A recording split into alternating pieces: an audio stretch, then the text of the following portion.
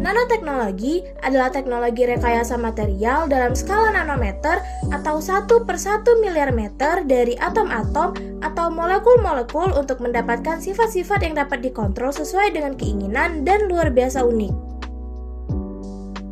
Nanomaterial dapat diklasifikasi berdasarkan komposisi kimianya, yang dibagi menjadi dua, yaitu nanomaterial organik dan nanomaterial anorganik. 1. Nanomaterial organik. Nanomaterial organik mengandung atom karbon, terbagi menjadi fluorena, tabung nanokarbon atau karbon nanotub, dan grafena. 2. Nanomaterial anorganik. Nanomaterial anorganik terbagi menjadi nanomaterial logam, logam oksida, dan titik kuantum atau quantum dots. 1. Nanomaterial logam, misalnya nano perak, nano emas, dan nano tembaga. Yang kedua, nanomaterial logam oksida, terbuat dari logam dan oksigen, misalnya Cu0, Fe2, O3, Ai2, O3, TiO2, dan ZnO. Titik kuantum atau quantum dots adalah kristal nano semikonduktor yang memiliki sifat optik dan elektronik yang berbeda dari partikel yang lebih besar, misalnya CdSe, CdS, dan CdZn. Nanopartikel dapat dibuat melalui proses bottom up atau top down.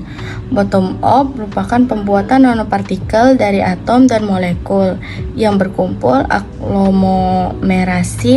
Adapun top down merupakan pembuatan nanopartikel dari zat yang lebih besar, bulk.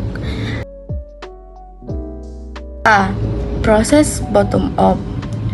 Proses bottom up mencakup semua metode pembuatan nanopartikel melalui atom dan molekul yang berkumpul dan membesar, aglomerasi. Kuncinya adalah menghentikan proses pembesaran atau aglomerasi sehingga ukuran partikel hanya sampai dalam skala nanometer. Zat kimia yang bereaksi akan bernukleasi dan atom-atom terus berkumpul di titik nukleasi tersebut dan beraglomerasi atau koloid. Bahan-bahan lain dapat digunakan untuk memastikan proses aglomerasi ini tidak berjalan terus-menerus. B. Proses top-down. Proses top-down merupakan proses yang membentuk nanopartikel dari partikel atau benda-benda lebih besar dan dalam bentuk zat padat. Beberapa jenis pembuatan nanopartikel proses top-down adalah sebagai berikut. 1. Laser atau litografi. Keuntungan metode ini adalah kemampuan laser yang dapat membentuk permukaan nanopartikel dengan sangat presisi dan jelas.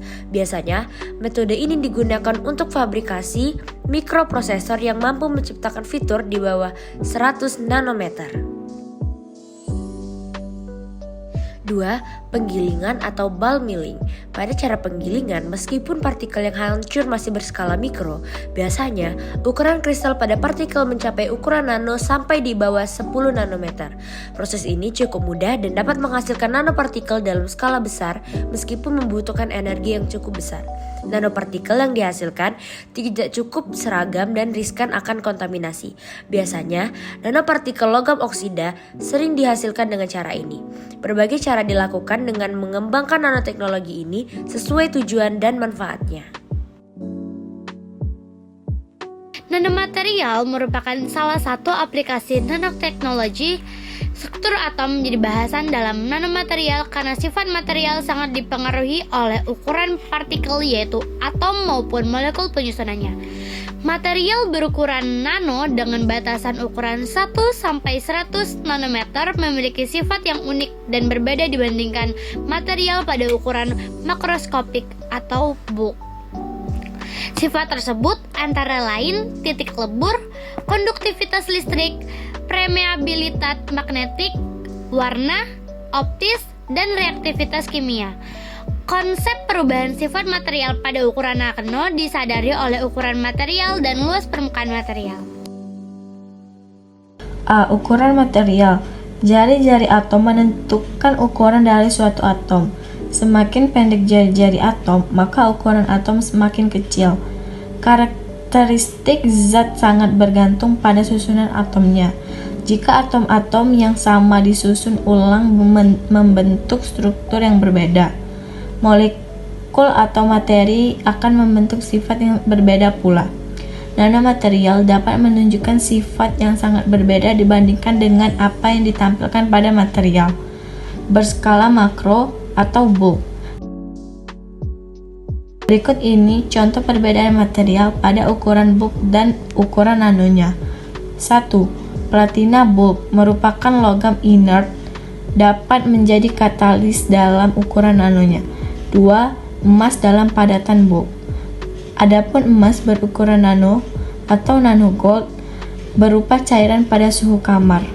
3. Silikon bulk yang bersifat isolator dapat bersifat konduktor dalam ukuran nano. B. Luas permukaan material. Selain ukuran material, luas permukaan material juga memengaruhi perubahan sifat nanomaterial.